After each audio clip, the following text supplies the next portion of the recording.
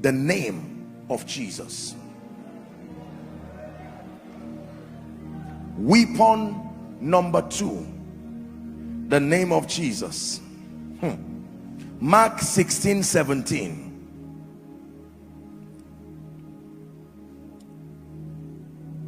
And these signs shall follow them that believe. Whatever the signs are, they will only happen in my name. There are numerous signs, but all those signs together only happen in my name. The name of a man is a representation of his office. It's not just a means of identification. When you call people by names, number one, it identifies them, but number two, it describes the extent of their specialty. When you say doctor this person, why do you need to mention that? Because in that we already know that this man has studied and he has gone that far. Are we together? Yes. When you say somebody is ambassador this, his excellency, honorable, senator, why do we add those things? Those are attempts to describe competence. Those are attempts to describe the vastness of ability. In my name means as touching my office. There are times that when people write certain things, they are not really interested in what was written. They want to see the letter-headed paper. What name is that letter? Somebody can write something and just give you a letter-headed paper and not even write he may not even spell correctly. Please attend to him. Signed. The letter-headed paper on that table becomes a guarantee for your favor because of the office that brought you. Can I tell you this? Listen carefully. When Jesus died and resurrected and was exalted, the Bible says an office was given to him. We call it a name. And that office was so constructed that nothing, the same way Joseph was exalted and Pharaoh said, I am Pharaoh, and in nothing will he be hindered. He would only be second based on the ranking of the palace. But in terms of administration, Pharaoh said, don't ask me. Anything that has to do with the administration of Egypt, come to Pharaoh, to Joseph. So Jesus has been exalted. In John 14 and verse 13 to 14. Why am I teaching you this? Because that is the name that will bring you a very permanent victory tonight. John 14, 13 and 14. And whatsoever ye shall ask in my name, take note, in my name there does not just mean chanting the alphabet Jesus, with the consciousness of my office, that I will do, that the Father may be glorified in the Son. Verse 14. If ye shall ask anything in my name, I shall do it. Hallelujah. With the little grace and honor that God has given some of us, we've had the privilege of using the honor of this office even to open doors for others. There are people that have just written some things on paper. Please, sir, help this person with my signature. And as limited as we are as human beings, you will be amazed at the doors that that signature opens. The person carrying it may not deserve it, but he's not going on his own. There is an office. Are we together? If the president minutes on you and says, look for a job for him, with all this unemployment noise, look for a job. The person who does not look for that job will most likely be the one to leave that job for you.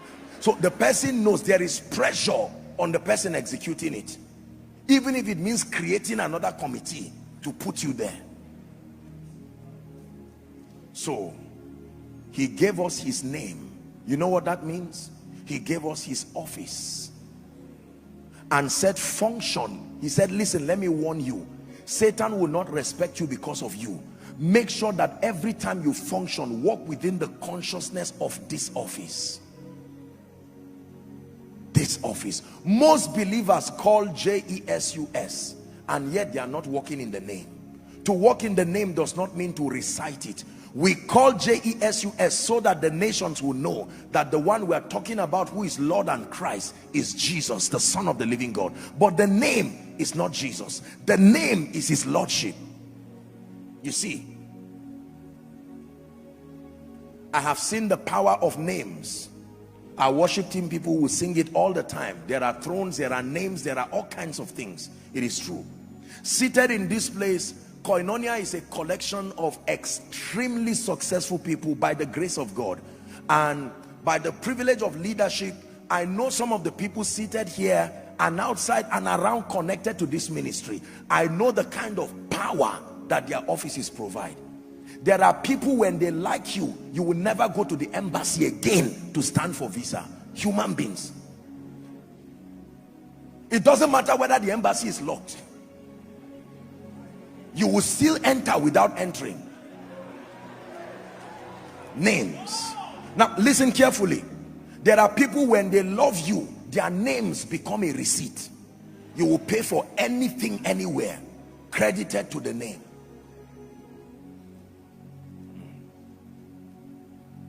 There are times that admission will be over, but certain names will extend the date.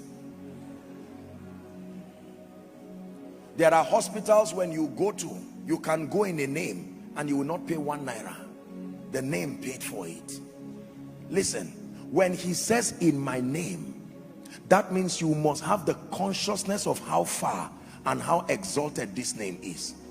The name of a governor will not solve national issues because he's a governor. The jurisdiction, his name as governor already created the boundary of his power. Are we together?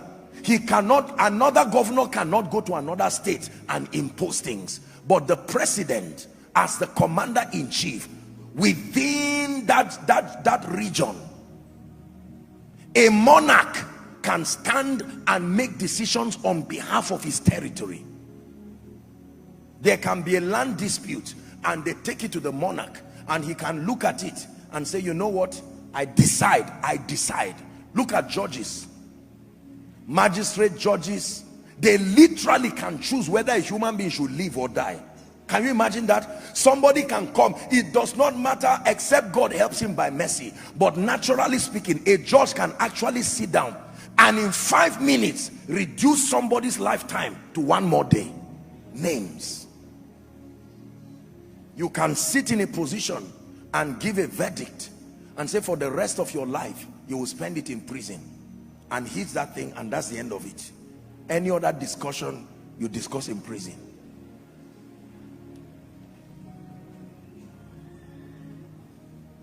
When Jesus gave us his name, find out what the name did before he died.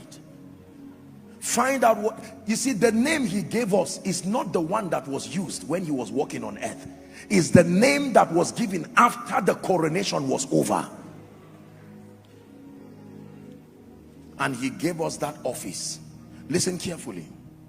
If, say for instance, I have a wristwatch here, and let's assume this wristwatch is, say, a security wristwatch, that whoever wears this wristwatch will be treated like Joshua Selman. Are we together? Now, if I remove this wristwatch and I give someone, when the person wears that wristwatch, there are security doors. Is that true? Come on, technology.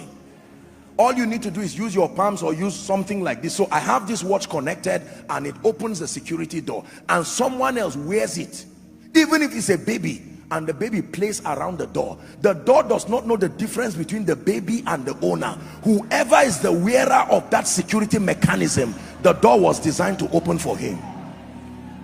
So when Jesus walked upon the earth, he used his name. He sent the disciples. That means, listen carefully, when you stand in the name of Jesus, exactly what would have happened if Jesus were there is what should happen now that you are there in his name. Someone may have a parcel for me and say, Joshua Selman, I have this for you, and I can say, sorry, I may not be able to come, but I'm going to send someone. If I send that one, the person will collect the parcel. Is that true? There are politicians who send people to represent them, and when you are quoting them, you will say the governor said this, even though the governor was not there. If the person makes a mistake of donating something that he did not discuss with the governor, as far as the state is concerned, they will say, governor, you donated 50 million. Where's our money? He will have to pay and go and flog it out with whoever misrepresented him. But as far as the state is concerned, governor, if you are a man of integrity, you must bring that money. So when you stand and look at demons, by age they are older than you. By experience, from a human standpoint, they have it more than you. But you call on a name. I told you that God sits on an altar. That covenant of his name is not an emotional thing. It has nothing to do whether your voice is sounding nice or not. It has nothing to do whether you are wearing jean trouser or you are wearing suit. Once you invoke that office, the power behind that office is released immediately. The name of Jesus. Someone shout the name of Jesus.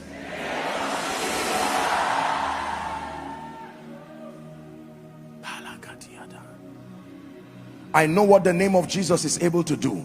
That office. Ephesians 1:21 tells us he has been exalted. Ephesians 1:21, far above principality. These are offices too. Far above powers, offices.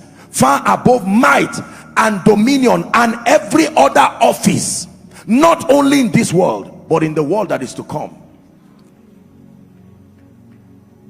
You can arrange thrones, you can arrange names, but none will come and stand before the name of Jesus. Can I tell you this? When you stand and rebuke demon spirits just because you are a Christian, you will be surprised how they will look at you and not even respond to you. But you come by the name. Blessed is he who comes in the name. This is the reason why we stand with authority and say, in the name of Jesus, Satan, demons, yokes, we command you, go.